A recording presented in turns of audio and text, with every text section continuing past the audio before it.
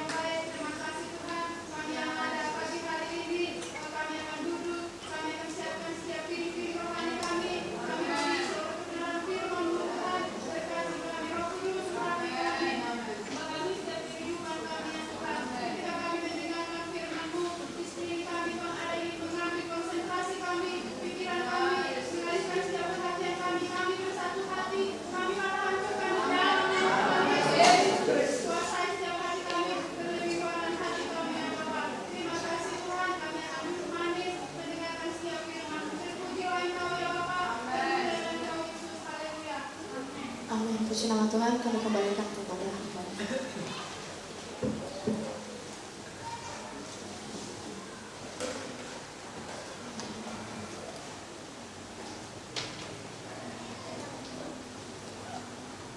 Shalom saudara, selamat pagi.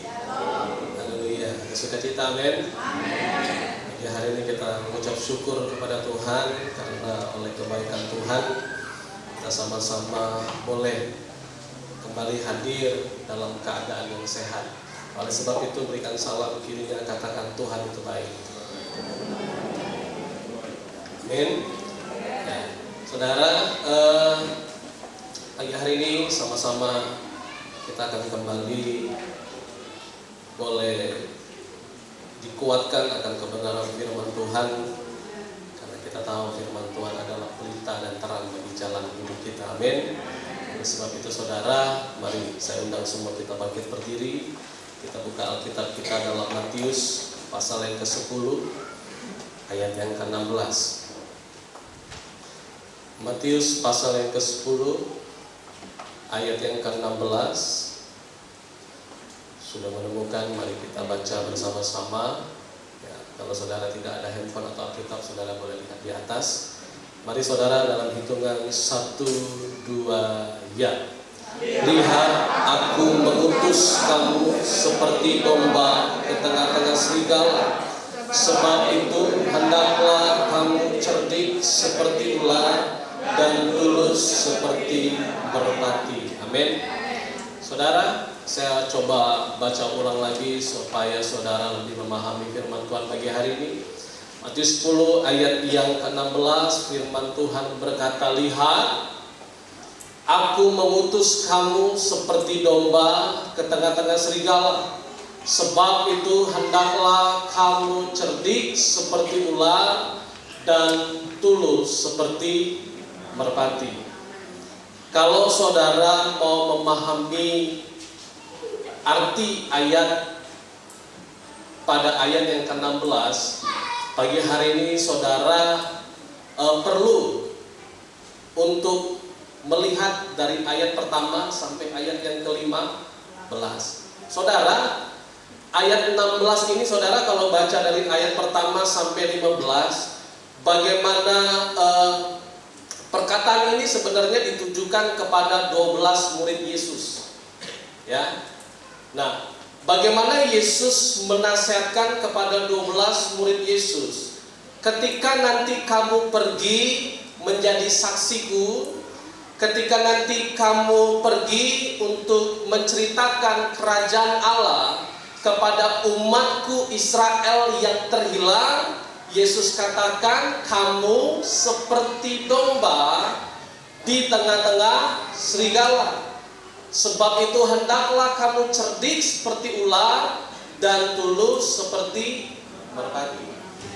Dan Yesus katakan kepada 12 muridnya, waktu kamu akan menjadi saksiku dan menceritakan kerajaan Allah kepada umatku Israel yang terhilang, kamu seperti domba di tengah-tengah serigala. Bilang kiri kanannya, kamu seperti domba. Lanjutkan lagi, di tengah-tengah serigala. Amin. Saudara, waktu kita menerima Yesus sebagai Tuhan dan Juru Selamat, satu-satunya Allah, satu-satunya jalan kebenaran, satu-satunya jalan keselamatan dalam hidup kita. Yang tadinya kita bukan orang percaya, menjadi orang percaya. Karena kenapa? Karena kita sudah menerima Yesus sebagai Allah dan Juru Selamat dalam kehidupan saya dan saudara. Dan kita tahu saudara, bagaimana kehidupan orang percaya di dalam dunia ini juga diumpamakan seperti domba. Kehidupan saya dan saudara juga digambarkan oleh Yesus seperti domba di tengah-tengah serigala. Kalau saya mau bertanya kepada saudara, kalau saudara lihat domba di tengah-tengah serigala, apa yang terjadi? Kalau saudara lihat ada domba di tengah-tengah serigala, apa yang terjadi? Ada yang habis, ada yang dimakan, ya kan? Mate, bukan mati, mate, saudara.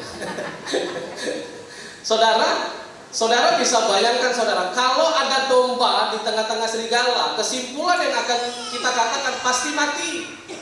Pasti binasa. Karena kenapa? Karena ketika serigala melihat domba ini kan binatang yang lemah, saudara. Karena kenapa? Karena pada dasarnya domba ini tidak punya alat serang. Beda ceritanya dengan badak punya tanduk, ya, gajah punya belalai, binatang-binatang lain punya taring. Sedangkan domba ini, saudara, binatang yang lemah. Dia sama sekali tidak punya alat serang. Dan kalau boleh jujur, kalau saya mau katakan saudara, domba ini saudara justru binatang yang lemah. Dan kalau saya mau katakan justru semut saudara, binatang yang lebih kuat dibandingkan domba. Karena kenapa? Karena pada dasarnya semut itu binatang yang mampu mengumpulkan makannya sebelum musimnya tiba. Sedangkan domba saudara, domba ini hidupnya perlu bergantung penuh terhadap pemeliharaan gembalanya. Beda dengan semut. Semut mampu mengumpulkan makannya sebelum musimnya tiba. Sedangkan domba ini saudara perlu pemeliharaan dari gembalanya. Karena kenapa? Karena pada dasarnya domba ini tidak dapat cari makan secara sendiri.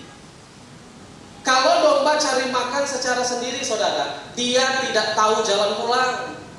Karena kenapa? Karena domba gampang tersesat. Makanya domba perlu arahan dari tongkat tuannya, saudara. Dia perlu dengar pukulan dari tongkat tuannya, arah mana yang akan dia jalani, jalan mana yang harus dia tempuh. Karena domba ini gampang tersesat. Sama dalam kehidupan kita, saya dan saudara. Tuhan katakan kita ini seperti domba. Kita ini lemah, saudara. Bukan hanya lemah juga, kita ini dalam perjalanan hidup kita gampang sekali tersesat. Gampang sekali hilang arah, saudara. Dan Yesus katakan kita ini seperti domba di tengah-tengah serigala. Kalau hidup kita digambarkan seperti domba di tengah-tengah serigala, saya mau katakan kepada saudara, ada banyak hal-hal yang jahat yang seringkali datang dalam kehidupan saya dan saudara. Ada banyak hal-hal yang tidak baik yang seringkali datang untuk mempengaruhi kehidupan saya dan saudara. Ada banyak hal-hal yang najis yang seringkali datang dalam kehidupan kita untuk mengotori kehidupan saya dan saudara. Tapi saudara perlu tahu, Yesus katakan kita ini seperti domba. Kita ini lemah, saudara. Kita ini gampang tersesat. Sama seperti domba perlu memerlukan gembalanya untuk memelihara kehidupannya, untuk dia dapat mencari makan supaya dia tidak tersesat. Sama dalam kehidupan saya dan saudara, kita perlu gembala kita yang agung. Supaya apa? Supaya di kelemahan kehidupan kita ada kekuatan yang daripada Allah yang datang dalam hidup kita. Ya, supaya dalam perjalanan hidup saya dan saudara, kita tidak jadi orang-orang yang gampang tersesat. Tetapi kita tahu, sekalipun kita domba di tengah-tengah serigala, ada banyak hal yang jahat yang datang dalam hidup kita. Ada banyak hal yang tidak baik yang seringkali mempengaruhi hidup kita. Ada banyak hal-hal yang najis yang seringkali ingin mengotori hidup kita. Tetapi firman Tuhan katakan, aku mengutus kamu seperti domba di tengah-tengah serigala. Sebab itu hendaklah kamu cerdik seperti ular. Saudara, garis bawahi kata cerdik seperti ular. Tuhan katakan kita apa, saudara? Domba. Di tengah apa? Di tengah serigala. Tapi firman Tuhan katakan, hendaklah kamu cerdik seperti ular. Saudara tahu arti kata cerdik seperti ular itu apa? Dalam bahasa Indonesia masa kini, saudara disanakan, hendaklah kalian harus waspada seperti ular. Firman Tuhan ini, saudara, kalau gambarkan kita dengan perumpamaan itu, saudara, ada maksud dan tujuan. Memang kita ini seperti domba lemah, gampang tersesat. Tapi Tuhan katakan, kamu harus seperti ular yang cerdik. Firman Tuhan katakan, hendaklah kamu waspada seperti ular. Saya mau katakan kepada jemaat Tuhan, kenapa ular itu disebut binatang yang cerdik? Kenapa, saudara? Kenapa ular itu disebut binatang yang cerdik? Karena saudara, karena ular itu saudara tahu kapan saatnya dia akan memangsa korbannya. Kalau saudara lihat di TV atau di sosial media, ular itu kan memang binatang yang cerdik, saudara. Kalau dia ingin buru mangsanya, korbannya, saudara, dia tidak langsung tergesa-gesa, saudara. Dia akan pelan-pelan, perlahan, dia lihat situasi kanan kiri aman atau tidak, ya. Dia bisa memangsa korbannya itu tidak 10 menit, 15 menit, bisa waktunya setengah jam, bisa waktunya sampai 1 jam, saudara, berjam-jam, asalkan targetnya itu dia dapat. Korbannya itu dia makan. Tanpa disadari, ada banyak, saudara, binatang-binatang lain, tanpa dia sadari, saudara, kakinya sudah terlilit. Amin. Badannya sudah terlilit, sehingga apa? Sehingga dia tidak punya kemampuan untuk lari lagi, akhirnya mati. Dan bukan hanya itu saja, saudara, ular juga binatang yang cerdik. Dia mampu, saudara, bertahan pada saat, saudara, hal-hal yang tidak baik datang menyerang dia. Ular itu mampu berlindung, saudara, di tengah situasi yang tidak baik. Waktu ada binatang lain, bahkan manusia yang mengancam ular tersebut, saudara, yang dilakukan ular itu kepalanya langsung berdiri, saudara, tegak. Ya, karena kenapa? Karena dia punya bisa. Waktu kepalanya berdiri, saudara, dia tetap lihat situasi kanan kiri. Siapa tahu di sebelah kiri kanannya ada yang menyerang dia, sekalipun di depan dia sudah ada musuh yang mengancam dia. Ular ini, saudara, binatang cerdik. Dia tahu pada saat kapan dia harus menyerang musuhnya. Dia juga tahu pada saat kapan dia harus berlindung daripada musuh-musuhnya. Dan firman Tuhan katakan, sekalipun kita seperti domba di tengah-tengah serigala, tetapi kita harus cerdik seperti ular. Yang artinya apa? Hidup kita harus waspada. Ya, waspadalah. Saudara, hidup kita ini perlu waspada. Karena kenapa? Karena kita tahu, saudara, di sekeliling kita ini banyak orang jahat. Di sekeliling kita ini banyak orang licik. Kehidupan kita sebagai orang percaya memang digambarkan seperti domba yang lemah. Tetapi Tuhan tahu, sekalipun kita digambarkan seperti domba, Tuhan juga mau hidup kita seperti ular yang cerdik. Yang artinya apa? Kita harus waspada, melihat situasi kiri kanan orang-orang di sekitar kita yang jahat, yang licik, yang ada banyak hal-hal yang dapat mengancam kehidupan kita, pekerjaan kita, dan lain dan sebagainya. Dan oleh sebab itu saudara, saya mau katakan, kita harus jadi orang percaya yang bijaksana. Katakan bijaksana. Sekali lagi saudara, bijaksana. Arti kata bijaksana itu saudara, pandai, cermat, hati-hati, serta teliti ketika menghadapi kesulitan dan sebagainya. Jadi saudara, sekalipun kita domba, tapi Tuhan katakan kita ini harus cerdik. Cerdik itu artinya bukan hanya waspada, tapi kita juga harus jadi orang-orang percaya yang bijaksana.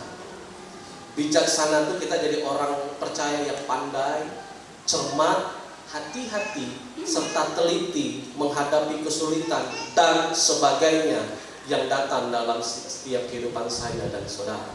Amin. Amin. Saudara, kalau kita jadi orang percaya, hidup kita tidak bijak saudara, bahaya saudara.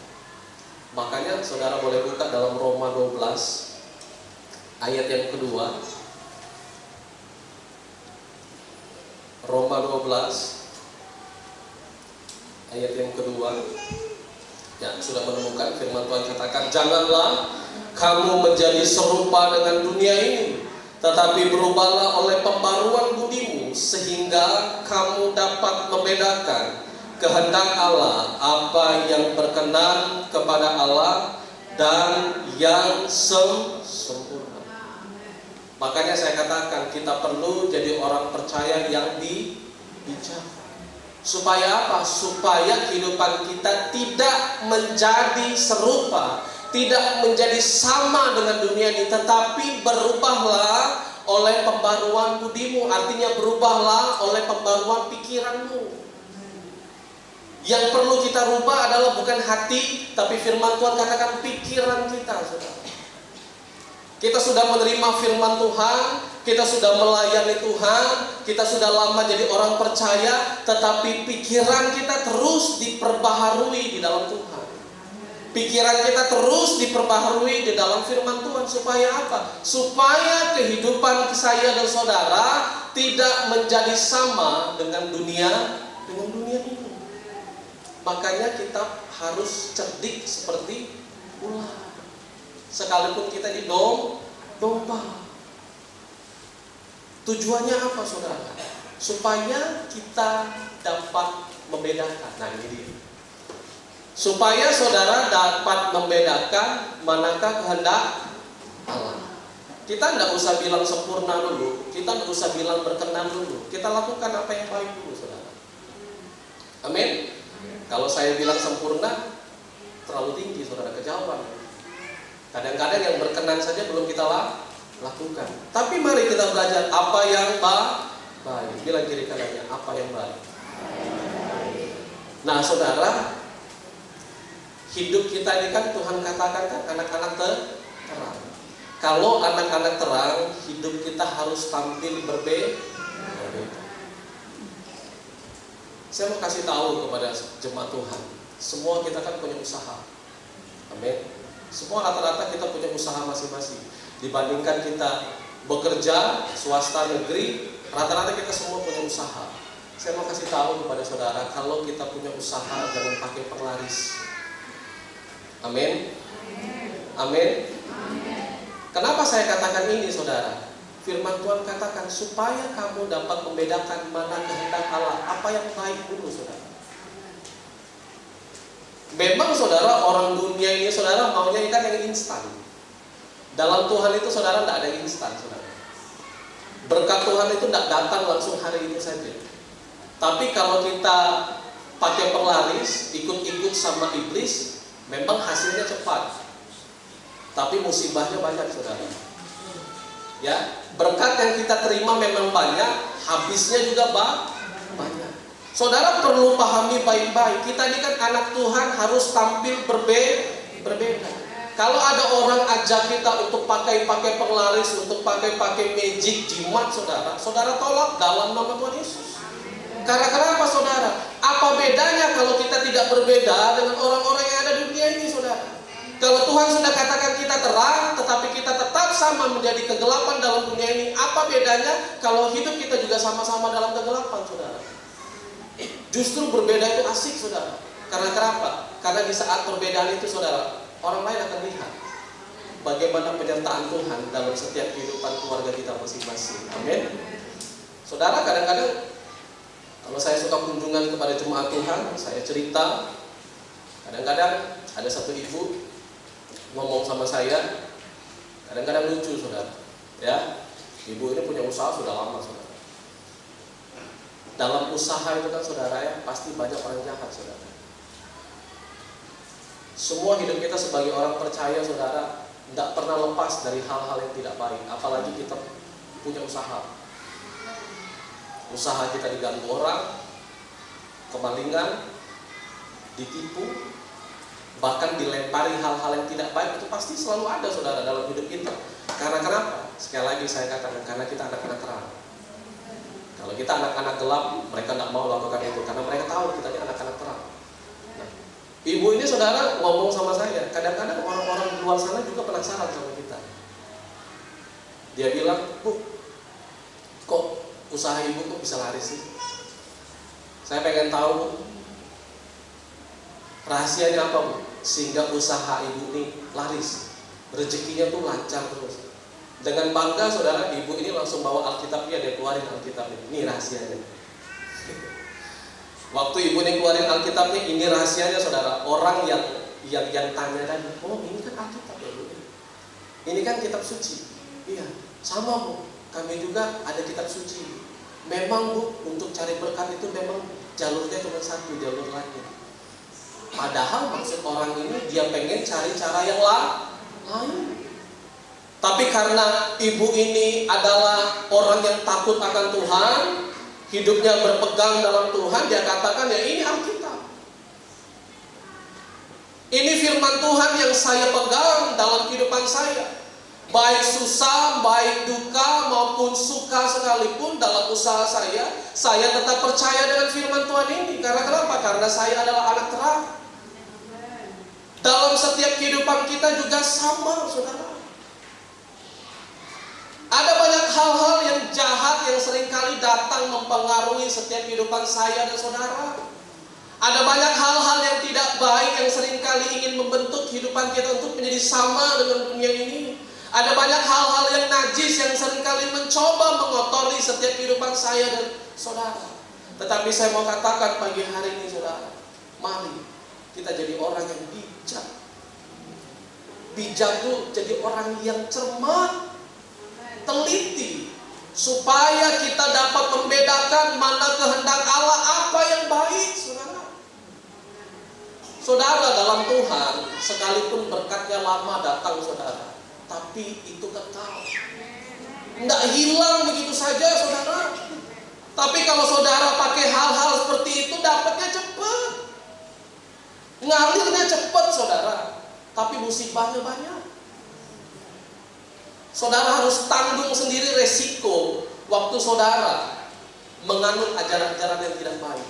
Tuhan bilang sama bangsa Israel, jangan sekali-sekali kamu menyembah kepada Allah yang lain. Tuhan cuma minta hanya Dia saja yang mau disembah.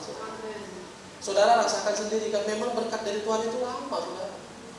Dalam Tuhan itu seringkali banyak hal-hal yang tidak baik, ditipu orang, dicurangi orang, usaha dibongkar orang, dicuri orang.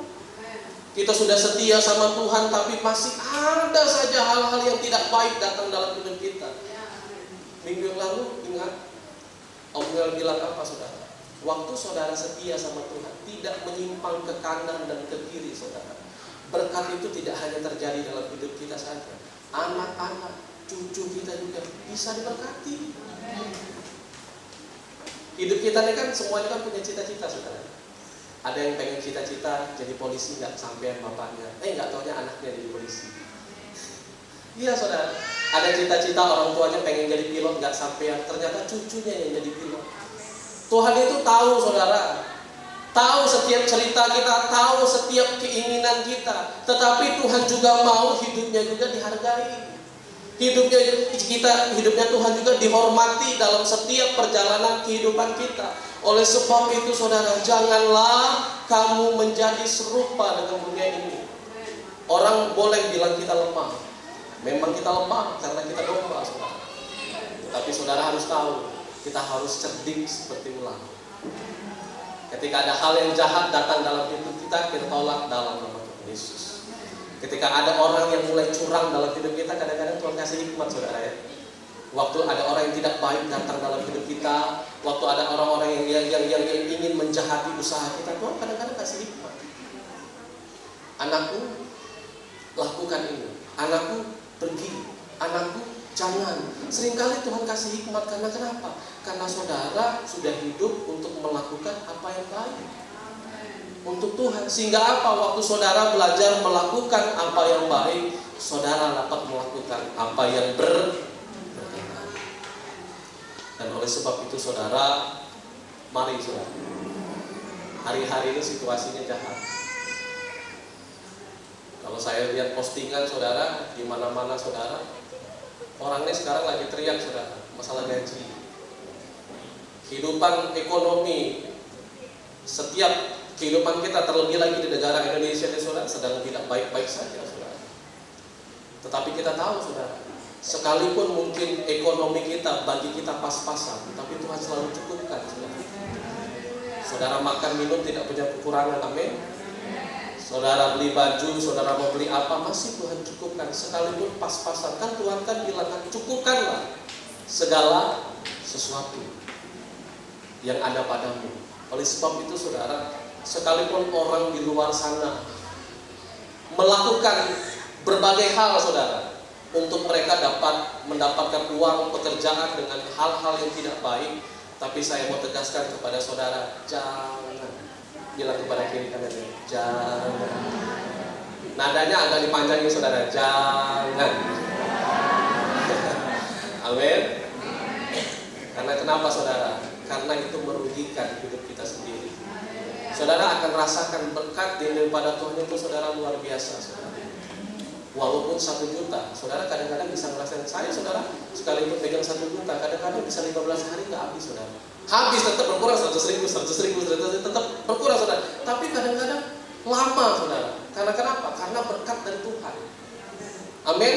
Tetapi lain cerita kalau berkat itu kita lakukan dengan hal-hal yang tidak baik, habisnya cepat. Hari ini kita terima, hari ini juga bisa habis. Dan oleh sebab itu saudara, mari kita belajar untuk tetap hidup bijaksana.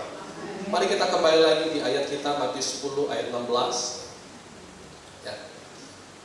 Tolong ditampilkan di depan, Matius 10 ayat 16. Firman Tuhan katakan, lihat, aku mengutus kamu seperti domba ke tengah-tengah serigala. Sebab itu hendaklah kamu cerdik seperti ular dan tulus seperti merpati. Tuhan kasih gambaran kepada kita ada 3 hewan. Yang pertama domba, yang kedua ular, dan yang ketiga merpati. Saya mau katakan kepada saudara, kenapa merpati itu digambarkan dengan ketulusan? Kenapa ketulusan itu saudara digambarkan seperti burung merpati? Kita tahu saudara, Roh Kudus itu digambarkan seperti apa? Burung merpati. Nah, sama halnya dalam firman Tuhan ini saudara, di kalimat terakhir firman Tuhan katakan kehidupan kita harus tulus seperti merpati. Kenapa ketulusan itu saudara dihubungkan seperti burung merpati? Saudara tahu saudara, ternyata saudara, burung merpati itu saudara, kalau saudara teliti, kalau saudara cermati, dia itu tidak punya empedu. Tidak punya apa saudara? Tidak punya empedu. Kita tahu saudara, empedu itu kan fungsinya itu kan sangat besar dalam kehidupan manusia. Hanya ada 1 hewan saja saudara yang tidak memiliki empedu, yaitu merpati. Di hewan yang lain, bahkan dalam setiap kehidupan manusia kita punya empedu. Fungsi empedu itu apa saudara? Untuk memfilter, untuk menyaring racun-racun yang ada dalam setiap kehidupan kita. Itu fungsi empedu. Untuk memfilter racun-racun dari makanan yang kita konsumsi, dari minuman yang kita konsumsi, sehingga apa? Sehingga racun itu tidak tersebar dalam tubuh kita, tetapi racun itu saudara difilter oleh empedu. Kita belajar dari burung merpati saudara. Burung merpati sama sekali tidak punya empedu. Yang artinya apa saudara? Burung merpati tidak menyimpan racun dalam hidupnya. Amin. Burung merpati tidak menyimpan apa saudara? Racun. Saya mau katakan kepada saudara, sekalipun Tuhan katakan kita seperti domba yang lemah di tengah-tengah serigala, Tuhan juga katakan kita harus seperti ular yang cerdik. Hidup kita harus bijaksana. Dan bukan hanya itu saja saudara. Yang ketiga, diakhiri dengan hidup kita ini harus tulus seperti burung merpati. Saudara, dalam hidup ini saudara, jangan sampai kita menyimpan racun. Menyimpan racun itu artinya jangan sampai dalam kehidupan kita simpan hal-hal yang tidak baik. Kita simpan hal-hal yang buruk. Kita simpan hal-hal yang pahit. Kalau lama-lama itu kita simpan saudara, lama-lama racun itu akan menyebar dalam kehidupan kita, sehingga tubuh kita dapat jadi penyakit saudara, dapat menjadi cancer. Oleh sebab itu saudara, firman Tuhan katakan, sekalipun kita seperti domba, kita harus cerdik seperti ular. Firman Tuhan katakan hidup kita juga harus tulus seperti merpati.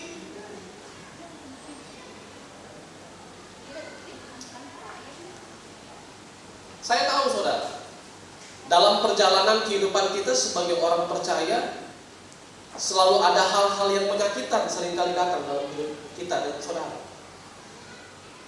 Ada banyak hal-hal yang mengecewakan datang dalam perjalanan hidup kita. Kadang-kadang itu buat kita menangis, kadang-kadang itu membuat kita pesimis, kadang-kadang itu membuat kita menjadi kecewa, berlarut-larut. Tetapi firman Tuhan katakan saudara, dalam hidup ini saudara memang tidak ada yang baik, tetapi firman Tuhan katakan sebagai orang percaya, kita punya hidup harus tulus seperti merpati. Amin. Saudara buka Ayub 5 ayat yang kedua.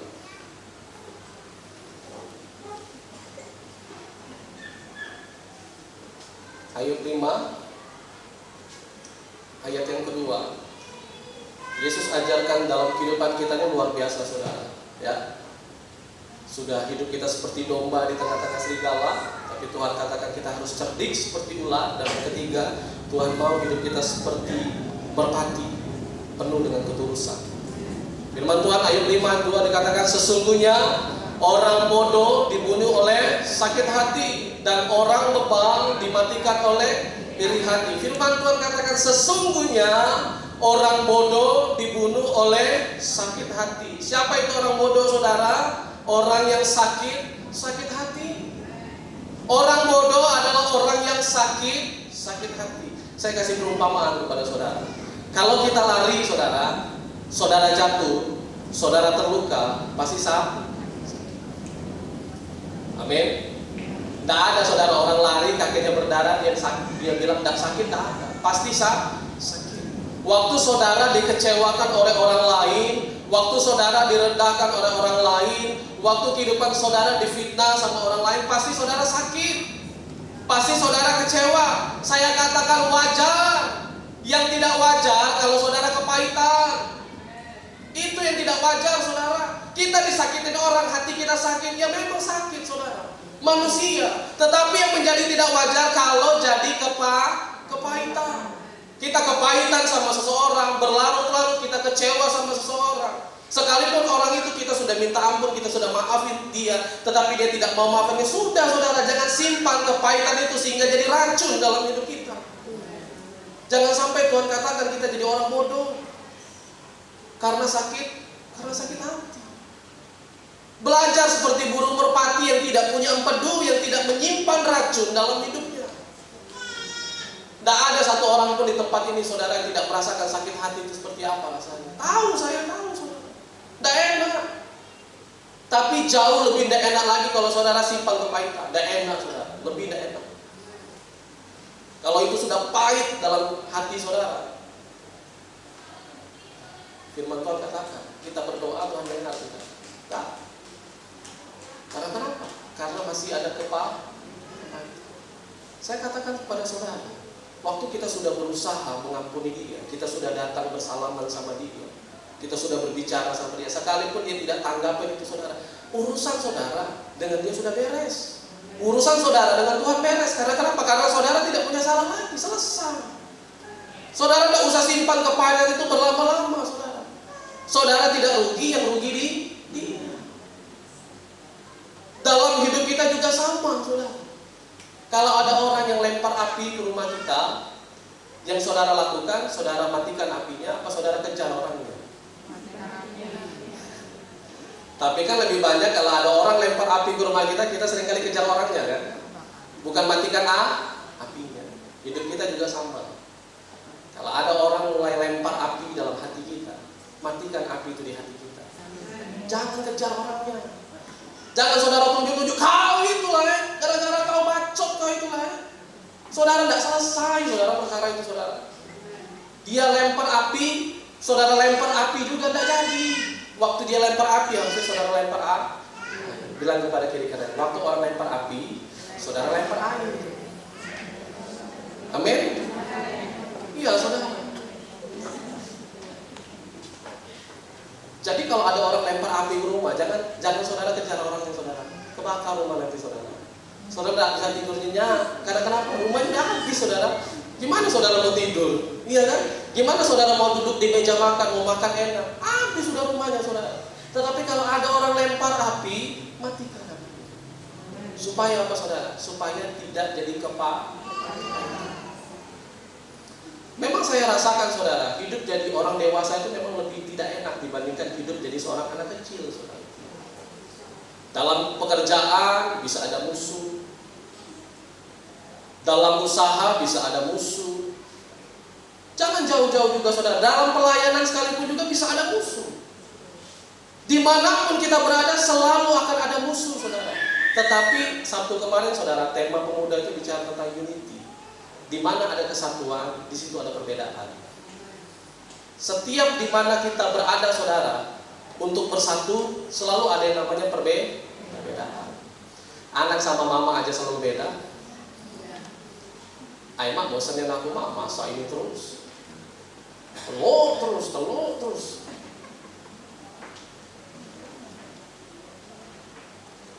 Sayur kol terus mak. Ketika kemajuan aku hidup nih mak, negara kita sudah 79 tahun merdeka nih mak. Masa telur sayur kol terus mak. Kadang-kadang saudara kita sama anak aja berbeda. Orang tua ingin anaknya jadi PNS, anaknya pengen jadi pendeta. Yuk, gimana itu? Nggak bahaya tak? Saudara, hal perbedaan itu seringkali datang loh dalam keluarga kita saudara. Anak pengen sekolahnya di swasta, mamanya pengen sekolah di negeri. Sama suami aja saudara, masalah makanan aja bisa berdebat saudara.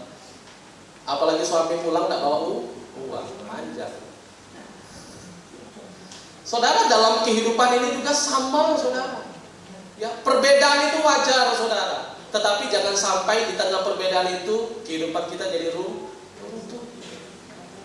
Negara kita Indonesia bisa merdeka karena apa saudara? Kesatuan. Tetapi akan ada banyak perbedaan. Emang yang jadi pahlawan bagi negara kita cuma satu, Imam Bonjol? Tidak saudara. Ada Patimura. Ada siapa lagi saudara?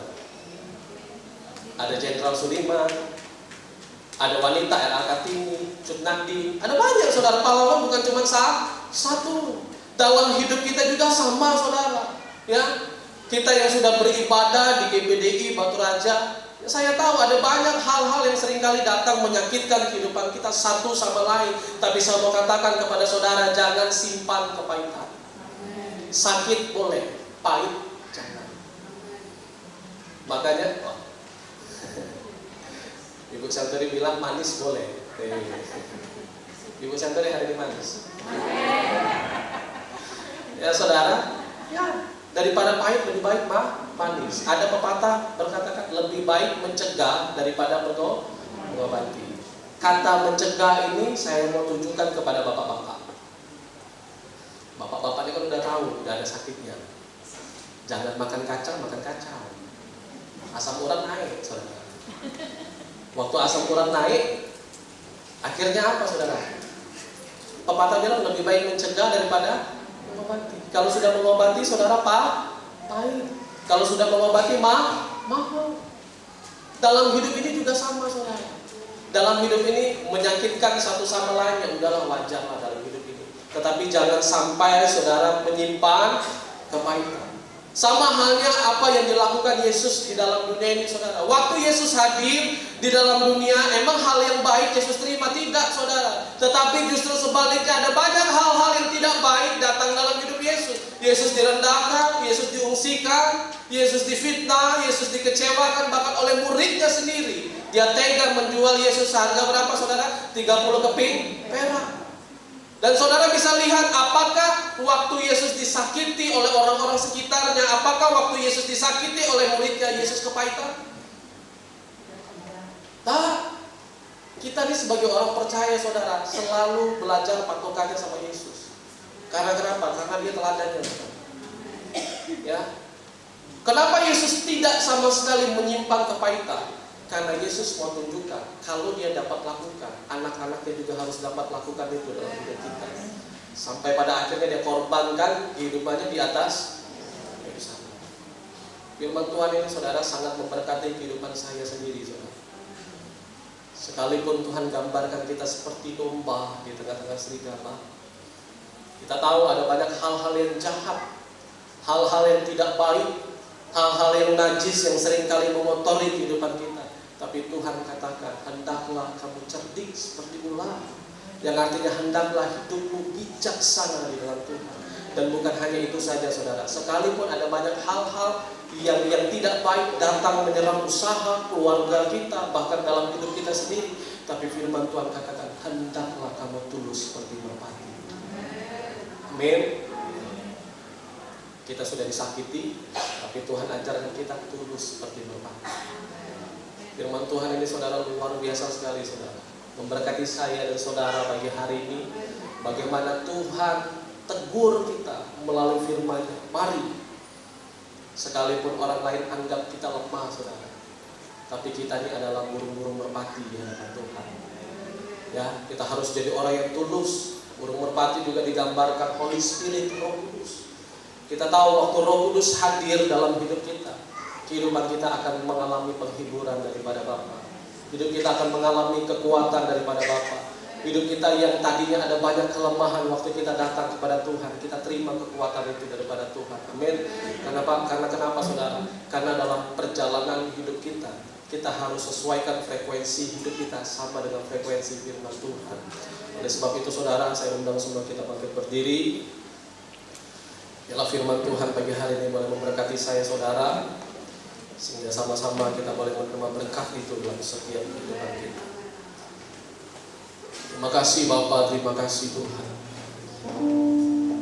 Kami tahu di tengah-tengah kelemahan kami, kuasa-Mu nyata dalam hidup kami Tuhan. Sekalipun Tuhan gambarkan kami seperti domba, tetapi kami mau hidup bijak di dalam Tuhan. Kami tahu ada banyak hal-hal yang mengecewakan datang dalam hidup kami, pekerjaan kami, usaha kami, bahkan dalam pengiringan kami dalam Tuhan. Tetapi kami mau tetap berjalan di dalam jalan-Mu Tuhan.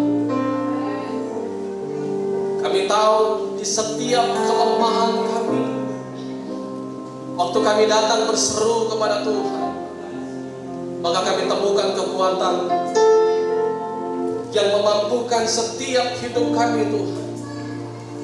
Untuk kami belajar mengampuni, untuk kami belajar tidak menyimpan kepahitan itu dalam hidup kami, tetapi pulihkan kami, segarkan kami Tuhan pagi hari ini Tuhan. Jangan sampai Engkau dapati kami tidak berkenan di hadapan Tuhan, tapi jadikan kami Tuhan anak-anak-Mu Tuhan, yang senantiasa hidup belajar akan keteladanan Engkau dalam hidup kami. Makasih Tuhan. Haleluya, haleluya.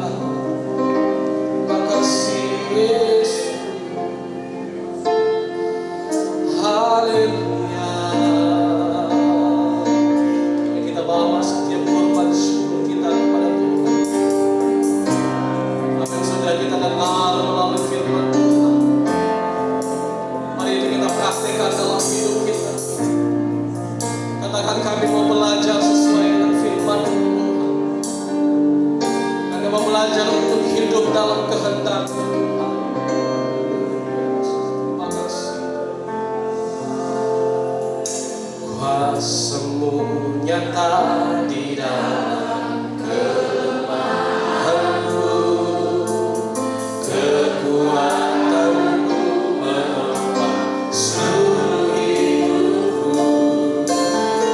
Dari mana datang pertolonganku? Hanya Yesus pertolonganku. Kuasa-Mu nyata di dalam kelemahanku, kekuatan-Mu menopang seluruh hidup. Katakan dari mana datang pertolonganku? Hanya Yesus pertolonganku. Engkaulah sumber kekuatan hatiku. Tuhan tahu kekuatan hatimu. Engkau tidak dapat jauh daripada Tuhan. Hanya Engkau menolong di saat susah kami. Tempat perlindunganku, Kau menara dan merisai hidupku. Mari kita imani pujian ini. Dengan imanmu katakan, kuasa-Mu